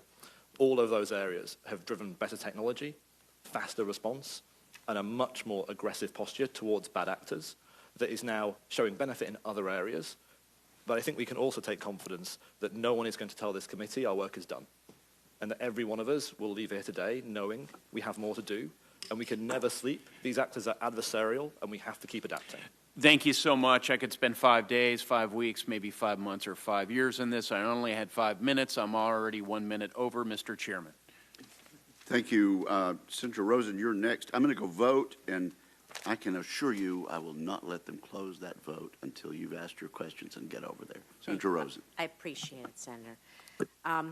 Thank you for holding this important hearing. I want to thank all the witnesses for being here to talk about this very real and difficult issue. The rise of extremism online is a serious threat, and the Internet has unfortunately proven a valuable tool to extremists who are connecting with one another through various forms to spread hate and dangerous ideologies. While we're here to focus today on the proliferation of extremism online, which of course is incredibly important, we must not lose sight of the fact that violent individuals who find communities online to fuel their hatred have also acted in the name of hate. We cannot ignore the fact that the absence of sensible, common-sense gun safety measures like background checks are allowing individuals to access dangerous weapons far too easily. And so we know the majority of Americans want us to support that. But I represent the great state of Nevada. And as we approach, unfortunately, the 2-year anniversary of the 1 October shooting in Las Vegas, the deadliest mass shooting in modern American history, we know that coordination with and between law enforcement is more important than ever. The Southern Nevada Counterterrorism Center, also known as our Fusion Center, is an example of a dynamic partnership between 27 different law enforcement agencies to rapidly and accurately respond to terrorists and other threats. With Las Vegas hosting nearly 50 million tourists and visitors each year, the Fusion Center is responsible for preventing countless crimes and even acts of terrorism. So to all of you, can you please discuss with us your coordination efforts with law enforcement when violent or threatening content is identified on your platforms? And what do you need from us as a legislative body to promote and enable, facilitate, whatever word you want to use, to facilitate this partnership to keep our communities safe from another shooting like 1 October? Please. Thank you, Senator. That attack was incredibly tragic, and our hearts are with those who have suffered and did suffer in that attack. Our relationship with law enforcement, first, is an ongoing effort. We have a team that does trainings to make sure that law enforcement understand how they can best work with us, and that's something that we do proactively. We reach out and offer those. Anytime there is a mass violence incident, we reach out to law enforcement immediately, even if we're not aware of any connection between our service and the incident. We want to make sure that they know where we are and how to reach us. We also have an online portal through which they can submit legal process, including emergency requests. And we have a team that office is staffed 24 hours a day so that we can respond quickly. And finally, we proactively refer imminent threats of serious physical harm to law enforcement whenever we find them. Thank you. Thank you, Senator. And I just want to echo, firstly, Monica's sympathies for your constituents who were victims of that horrible tragedy. The lessons I think we have learned since that attack have continued to inform our thinking. For example, not waiting for the ideological intent of the shooter to be known before acting. I think one of the challenges we have is in the traditional terrorist space, we might look for an organization affiliation before we would say this is a terrorist attack. We don't wait for that anymore. We act first to stop people using our services. As Monica said, we do cooperate with law enforcement to provide credible threats. I think one of the questions, and I, along with colleagues from other companies, actually met with a number of agencies yesterday to discuss how we can further deepen our collaboration. And one of the questions we had there is there's a huge amount of information within the law enforcement community, within the DHS umbrella, that is classified, that might help us understand the threats, the trends, the situational awareness. So understanding how more information can be shared with industry to better inform us about the threats that we face. So can you provide us in writing some of the tools that you think you might need to help you better cooperate to protect our communities? Absolutely, and that was the subject of the meeting yesterday, and we had a very productive conversation. Thank you. Please.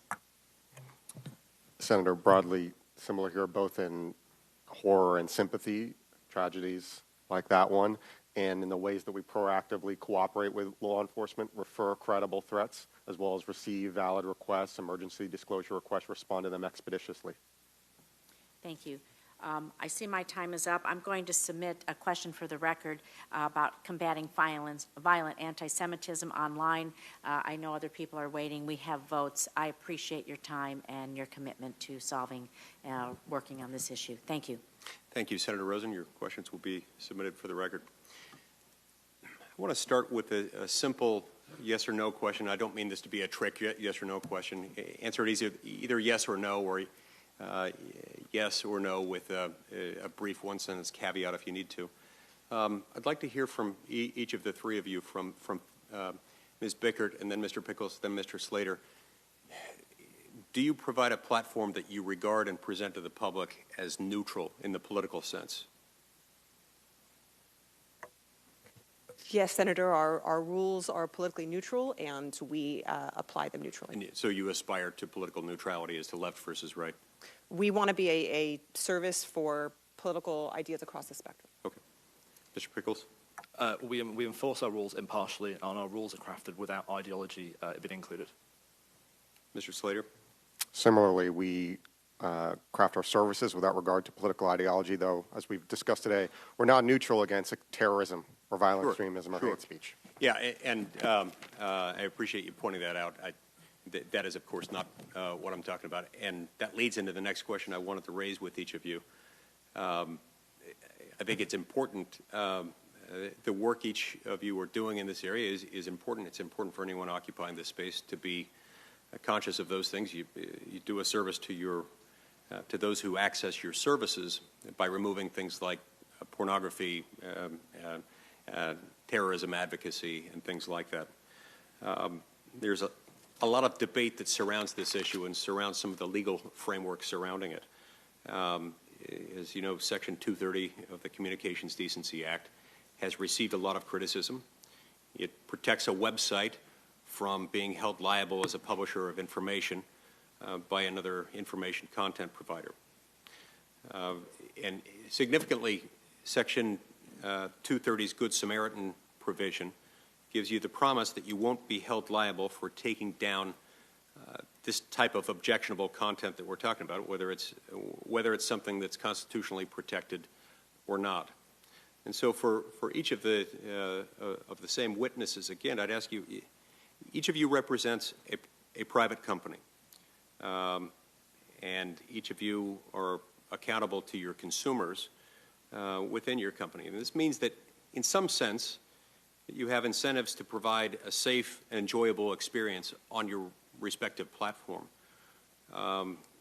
So I've got a question about Section 230. Does Section 230, particularly the Good Samaritan provisions, help you in your efforts to swiftly take down things like pornography and terrorist content off your platforms?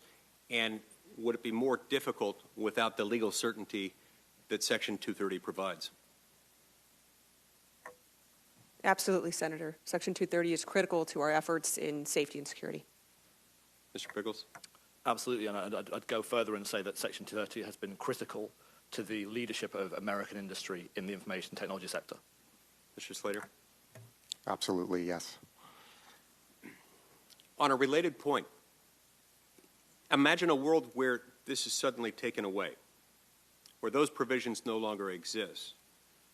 Large companies like yours might be able to, in fact, I strongly suspect still would be able to, and still probably would, filter out this content between the artificial intelligence capabilities at your disposal and your the human resources that you have. I suspect you could and probably would still do your best to perform the same function.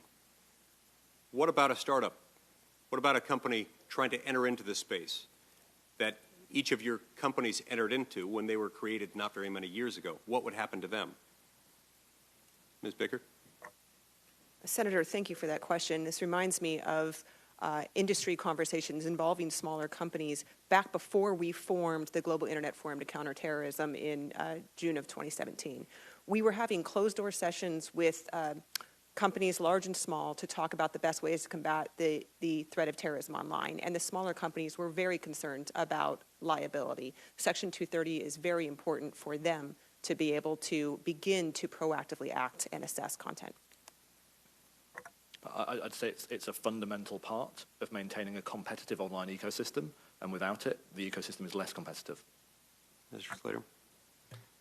Yes, and I'd just add, the U.S. has Section 230, and that's part of the reason why we have been a leader in economic growth and innovation and technological development. Other countries that don't have something like it suffer, and study after study has showed that, and we'll be happy to discuss that more. If it were to be taken away, so all three of your companies, yours in particular, Mr. Slater, not exactly known for being a small business or a business with a modest economic impact, but you can identify, I assume, with this concern I'm expressing. If we were to take that away, Google might be able to keep up with what it needs to do, but wouldn't it be harder for someone to start, say, a new search engine company, a new tech platform of one sort or another? Somebody starting out in the same position where your company was a couple of decades ago, wouldn't that be exponentially more difficult? I think it would create problems for innovators of all stripes, but certainly small and medium-sized businesses would have a lot of trouble potentially getting their arms around that sort of significant change to the fundamental legal framework of the Internet. Thank you. I see my time's expired. Senator Baldwin. Thank you. I wanted to begin by thanking our full committee chairman, Wicker, for holding this hearing. I think it's a vital conversation for us to be having. We need to be taking a hard look at how we address the rising tide of online extremism and its real-world consequences in our country. I do have some questions for you on this important topic, but first I wanted to echo some of what my colleagues have already said, which is there is much more that the Senate must do to address gun violence, whether or not it's connected to hatred espoused on the internet. So more than 200 days ago, the House of Representatives passed a bipartisan universal background check bill, and this common sense gun safety measure has an extraordinary level of public support. It deserves a vote on the Senate floor, and I feel like we can't simply have hearings, but we have to act to reduce gun violence. Mr. Salim, ADL's Center on Extremism has closely studied hate crimes and extremist violence in this country. Is it fair to say that there has been an alarming increase in bias-motivated crimes, including extremist killings in the last several years? Yes, Senator, that's accurate. In the case of extremist killings, what role do you feel that access to firearms has played in that increase? Senator, thank you for that question.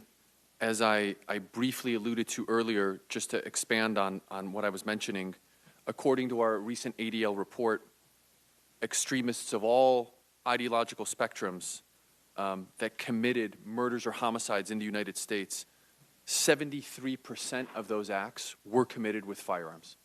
Thank you. What impact do you believe this increase in hate crimes, including extremist killings, have on the minority communities whose members have been the targets of these attacks? And let me just add to that question, one of the unique aspects of a hate crime is that it now not only victimizes the targeted victim, but it strikes fear among those who share the same characteristics with the victim or victims. Senator, thank you for making this point. In the past 24 months, we saw a calendar year 2017 with a 57% increase of anti-Semitic incidents across the country. The FBI and DOJ's own hate crime data showed a 17% increase in hate crimes and bias-motivated crimes in calendar year 17. We continue to see these troubling statistics year after year, and so it's imperative, and part of my testimony today, both the submitted written and my oral testimony, speaks to the need for greater enhancement and enforcement of hate crime laws and protections for victims. I'm an original co-sponsor of Senator Bob Casey's legislation, the Disarm Hate Act, which would bar those convicted of misdemeanor hate crimes from obtaining firearms. Do you agree that this measure could help keep guns out of the hands of individuals who might engage in extremist violence? Yes, Senator, thank you for your leadership, and all members who have supported this legislation. ADL supports this legislation. Thank you. I appreciate the efforts that our witnesses from the social media companies have described regarding their companies' efforts to combat online extremism, including to provide some transparency to their users and the general public. It's, of course, critically important to understand how you're addressing problems within your existing services and platforms. I'd actually like to learn more from you about how you are thinking about this issue as you develop and introduce new products. In other words, I think a lot of us feel that the approach of rapidly introducing a new product and then assessing the consequences later is a problem. So I'd like to ask you, how do you plan to build combating extremism into the next generation of ways in which individuals engage online? And why don't we start with you, Ms. Biggert? Thank you for the question, Senator. Safety by design is an important part of building new products at our company. One of the things we've built in the past maybe 5 years is a new products policy team that sits under me. Their responsibility is to make sure they're aware of new products and features that are being built and explaining to these engineers who are thinking of all the wonderful ways that the service could be used, all of the abuse scenarios that we could also envision, and making sure that we have reporting mechanisms or other safety features in place. I think, as I said earlier, we are in a very adversarial space. We know that bad actors will change their behavior, and so every time we have a feature, a policy decision, one of the key processes in that part of the discussion is how can this be used against us? How can this be gamed? How will people change their behavior to try and circumvent the policy? And that, I think you're absolutely right. We did need to take that learning and share that with smaller companies. So certainly the work that GiftCT's done, working with more than, I think, 200 small companies around the world to share that knowledge with them, to help them understand the challenges, is also invaluable. Similarly, our trust and safety teams are at the table with product managers and engineers from the conception of an idea all the way through the development and possible release. So from ground up, it's safety by design. Thank you. Well, I want to thank the witnesses, and I'm going to be taking over as the chair, and I will call on myself as the next witness. I want to actually ask all of you, you know, your companies, your technology are famous for its algorithms, which seem to have the ability to pinpoint on what people want. You know, you can put an email out, or even some people talk about, say, your interest in yellow sweaters, and next thing you know, you have ads popping up on your Facebook or other accounts that talk about yellow sweaters. Who knows how that happens, but to a lot of us it happens. It's pretty impressive. But here's my question. If your algorithm technology is so good at kind of pinpointing things like that, what people are interested in, particularly as relates to ads, what are the challenges with regard to directing that kind of technology to help us and help you find what is been talked about here on both sides of the aisle, which is the people who are committing this kind of violence are typically disaffected young males. And aren't there signs, aren't there things that you can do with the technology that you do so well in other spaces to at least provide more warning signs of this kind of violence from these kind of individuals who in some ways already have a profile online? I'll throw that out to any of you. And are you working on that? Thank you for the question, Senator. Technology plays a huge role in what we are doing to enforce our safety policies at Facebook. In the area of terrorism, extremism, and violence, it's not just the matching softwares that we have to stop things like organized terror propaganda videos. We are now using artificial intelligence, machine learning, to get better at identifying new content that we haven't seen before that might be promoting violence or trying to incite violence or engage in other harmful behavior. Anytime that we find a credible threat of imminent physical harm, we proactively send that to law enforcement, and these systems are getting better every day. And are you using the algorithms and the advanced technologies that you use in other spaces to help identify those threats?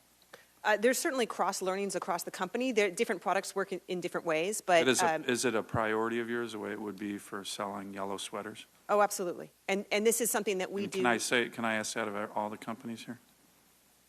Absolutely. Investing in technology to find content that is terrorist content, violent extremist content is absolutely a priority. It is a top priority, yes. Senator, I would only add to this part of the conversation as someone who studied the research and the data around these issues for nearly 2 decades. The threat environment that we're in today has changed significantly. White supremacist terrorists in the United States don't have training camps in the same way that foreign terrorist groups do, like Al-Qaeda or ISIS or others. Their training camp where they connect, learn, and coordinate with one another is in the online space. So it's imperative that the question you're asking about the machine learning, the technology, the artificial intelligence continue to advance to disrupt that environment and make it an inhospitable place for individuals that want to promote violent content of any ideological spectrum to be disrupted. Let me ask another question. This is kind of a bigger kind of policy question, but all of your companies kind of have this tension between you want eyeballs on, right? You want more clicks, you want more time on, and yet with Facebook or Google or Twitter, and yet I think there's increasing studies that are showing, for example, the amount of young men and women, young girls, who feel kind of a sense of loneliness from their time online. There's indications that among teenagers, suicide rates are increasing, particularly for young girls. One of the things that I worry about, we're all dealing with this opioid epidemic right now, and we're looking back going, my God, how did we do that? How did we get to this position in the 90s, and with policies and other things that, 72,000 Americans died of overdoses last year.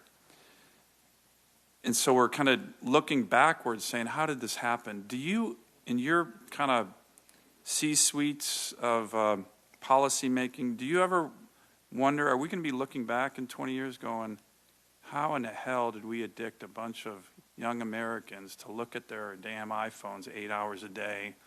In 20 years from now, we're going to be seeing the social and physical and psychological ramifications where we all might be kicking ourselves in the head saying, why did we allow that to happen?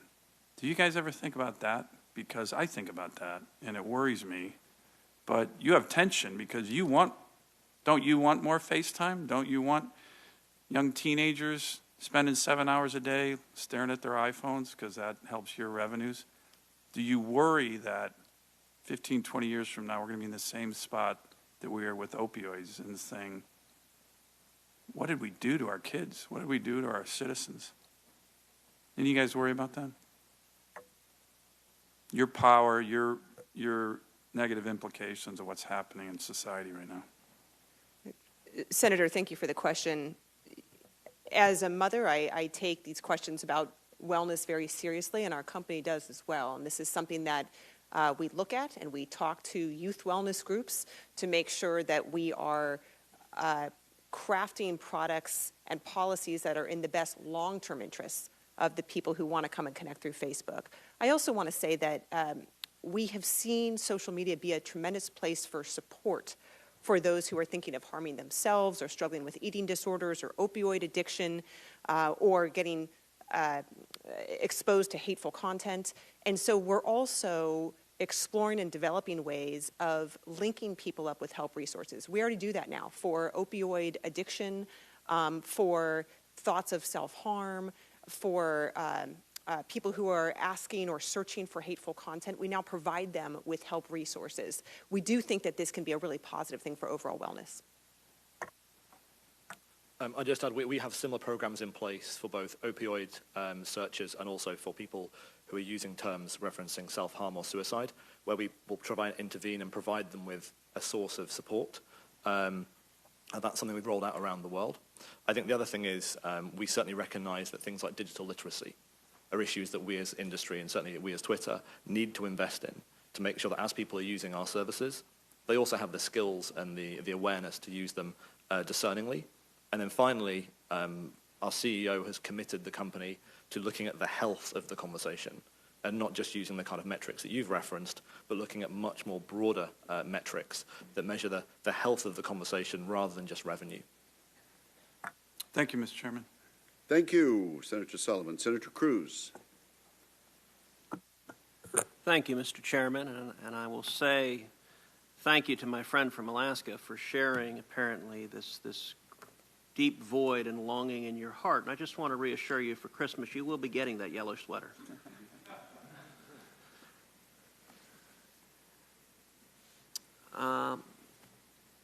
Mr. Slater, I want to start with you.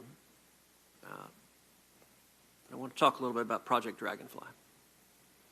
In August of 2018, it was reported that Google was developing a censored search engine under the alias of Project Dragonfly. In response to those concerns, Alphabet shareholders requested that the company publish a human rights impact assessment by October 30th of this year, examining the actual and potential impacts of censored Google search in China.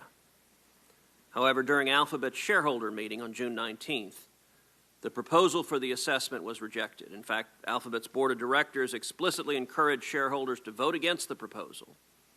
And Alphabet commented that, quote, Google has been open about its desire to increase its ability to serve users in China and other countries. We have considered a variety of options for how to offer services in China in a way that is consistent with our mission and have gradually expanded our offerings to consumers in China. So I want to start with just some clarity. Mr. Slater, has Google ceased any and all development and work on Project Dragonfly? Senator, to my knowledge, yes. And has Google committed to foregoing future projects that may be named differently, but would be focused on developing a censored search engine in China? Senator, we have nothing to announce at this time, and I think whatever we would do, we would look very carefully at things like human rights. In fact, we work with the Global Network Initiative on an ongoing basis to evaluate how our principles, our practices, our products comport with human rights and the law.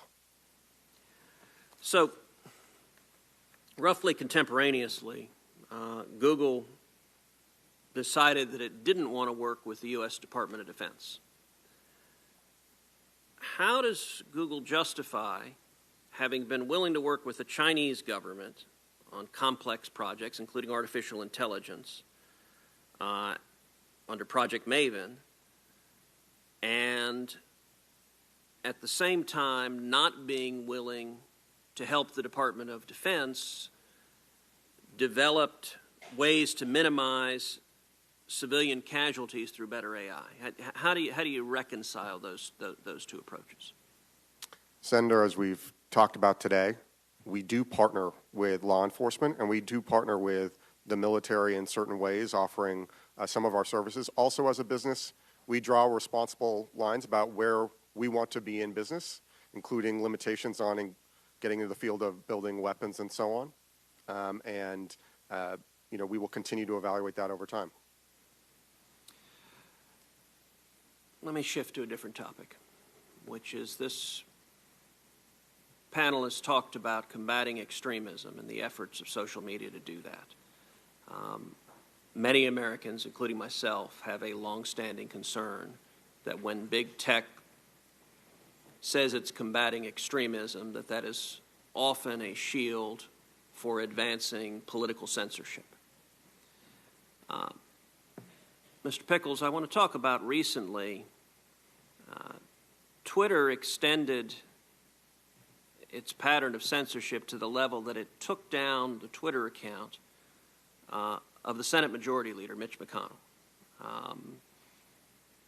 That I found a pretty remarkable thing for Twitter to do, and it did so because that account, as I understand it, had sent out a video of angry protesters outside of Senator McConnell's house, including an organizer of Black Lives Matter in Louisville who's heard in the video saying that the Senate Majority Leader, quote, should have broken his little raggedy wrinkled ass neck.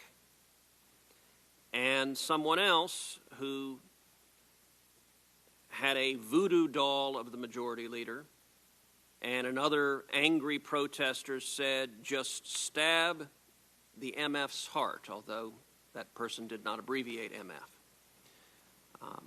Senate Majority Leader sent out those threats of violence and found, rather remarkably, his own Twitter account taken down. How does Twitter explain that? Well, thank you, Senator, for the opportunity to discuss this. Something we've been asked around the world is the climate in many political jurisdictions of safety of people who hold public office. And so when we saw a video posted by numerous users that clearly identified someone's home and clearly contained, as you reference, some quite severe threats, out of an abundance of caution, we did remove that video. We didn't remove the accounts.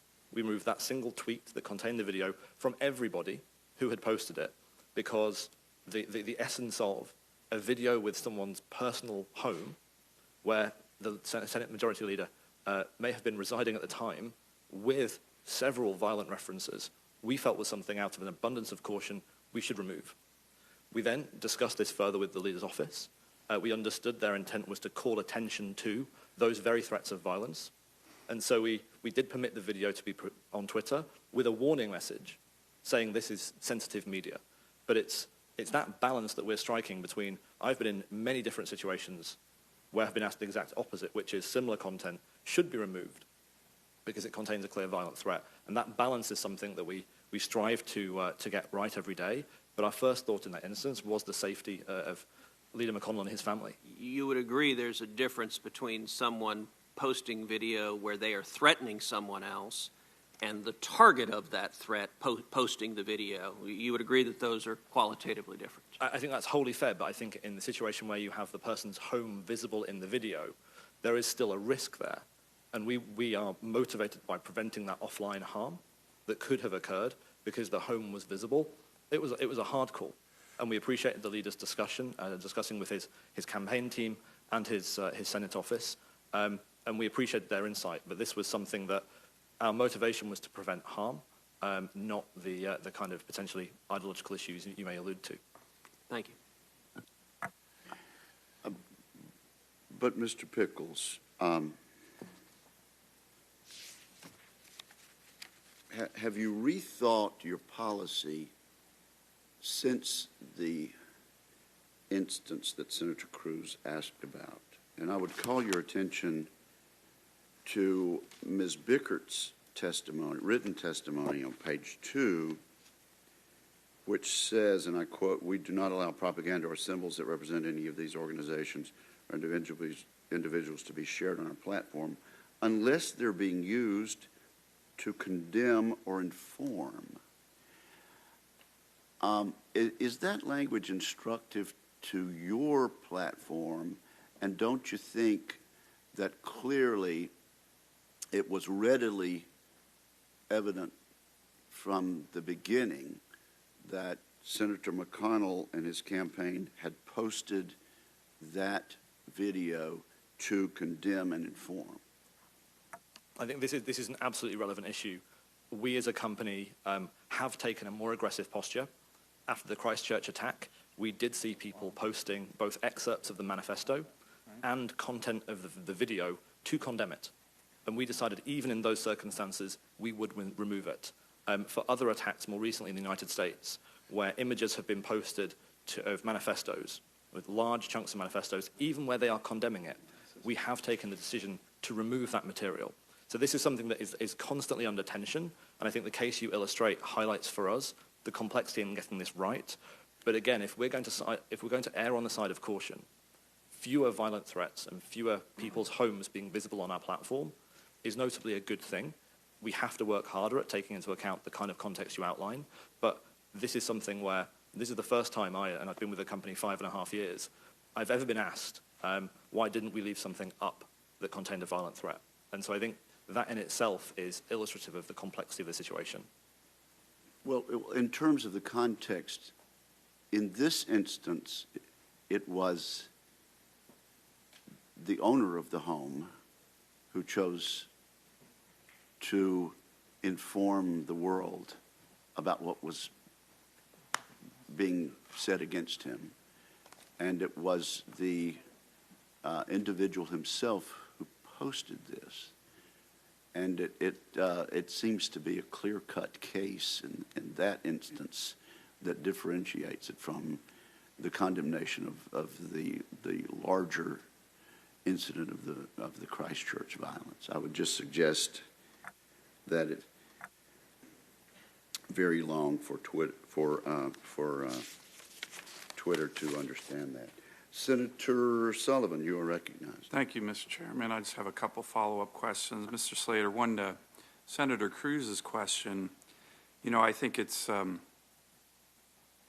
whether a company wants to work with the Pentagon, I think, is something that the leadership of the companies, the individual companies have to make that decision. I think that's certainly something that's fine. I think what troubles a number of us is that there's a declaration that you're not willing to work with the Department of Defense on certain issues, and yet there's a willingness to work with one of our country's potential adversaries, particularly on sensitive technological issues that are important to the competition between the two nations. Do you understand why that has caused bipartisan concern here? And how should we address that? Should Congress take action on those kind of situations? Not saying everybody has to work for the Pentagon, that's your decision, but if you don't want to work to help with our nation's defense, but you're working with the the country that poses a very significant threat long-term to the United States. Do you understand why that causes concern here? Senator, I do appreciate the concern. We are a proudly American company. We are a business that wants to draw responsible lines, and we look forward to continue to engage with you, the committee, and others to make sure we're doing that. Do you think if there's instances of that, a clear-cut example of, hey, we're not going to do anything on the nation's defense with the U.S. Department of Defense, but we're going to work with the Chinese, something very clear and obvious, do you think there's something that we should do to prevent that or penalize that? We, the Congress? I think it's an important question. I think as a business, we try and strike responsible and consistent lines, but the details would certainly have to matter. Okay. Mr. Pickles, let me ask just one final question. It's really a follow-up to Senator Scott's earlier question. You said that the Twitter account of Maduro in Venezuela has not, quote, broken any of the rules. What are those rules, and at what point would you look to have somebody who's certainly not treating his citizens well? As Senator Scott's been a leader on this issue, but you know, what are those rules, and at what point would you look at what they're doing to their own citizens as a way to maybe not provide them the platform that you have? Thank you. Well, firstly, the rules that apply to any user on Twitter are the same. Oh, I understand that. And so I can make a full copy available. And it will be, for example, whether it's encouragement of violence. If the Twitter account was used in some of the ways that we have seen around the world to encourage violence against minorities, to organize violence, we would take action on those accounts breaking those rules. What we will also do... Would Twitter allow Putin to have an account or Xi Jinping to have an account? If they were acting within our rules, but one thing I would note is, and this is slightly different but important, some governments have sought to manipulate our platform to spread propaganda and information through breaking our rules. One of those governments is Venezuela, and we have made a public declaration of every account that we removed from Twitter for engaging in information operations covertly that we believe is responsible for that government.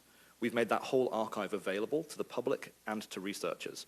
We've taken the same step with information operations that have been directed, we believe, from countries including China, Iran, and Russia, because we believe that it's not just those single Twitter accounts, that some governments do also seek to manipulate our platform, and where they do so, we will take action to remove that manipulation and make it public so people can learn from what's been... So if a government takes violence against its own citizens, is that breaking the Twitter rules?